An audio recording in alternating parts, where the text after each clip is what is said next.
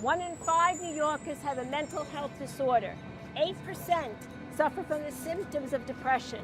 According to the City Department of Health, major depressive orders is the single greatest source of disability in New York City. At any given time, over 500,000 adult New Yorkers have been estimated to have depression. 73,000 public school students report feeling sad or helpless each month. 8% of the public school kids have attempted suicide. The need is increasing.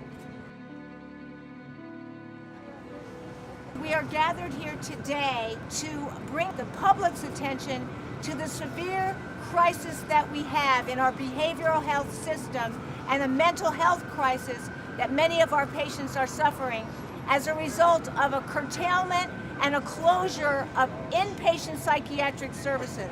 We're here today to tell New York Presbyterian, no, we do not agree with closing these 30 inpatient bed units. This hospital has been at or near full census since 1989, serving the needs of the community.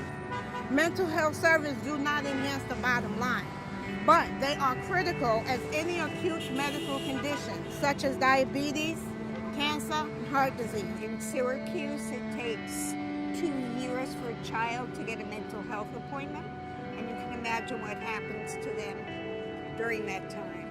45 years ago, Columbia Presbyterian worked with me on a sliding scale to treat me, so that I eventually left suicide behind and went on to become a retired school teacher. My son is currently diagnosed with schizoaffective disorder, anesthesia, and when he hopefully one day will recognize his illness, I hope that there is a bed here to treat him. Our public health system is really suffering the brunt of negligence on the part of the private hospitals when they cut services for the purpose of trying to maximize their profits. We don't believe that patients should suffer because hospitals like the one over there, NYU, are trying to maximize their profits. This is perhaps the most vulnerable and historically most neglected segment of our society. It's so unjust to take away these beds that are so critical to the healthcare of the mentally ill.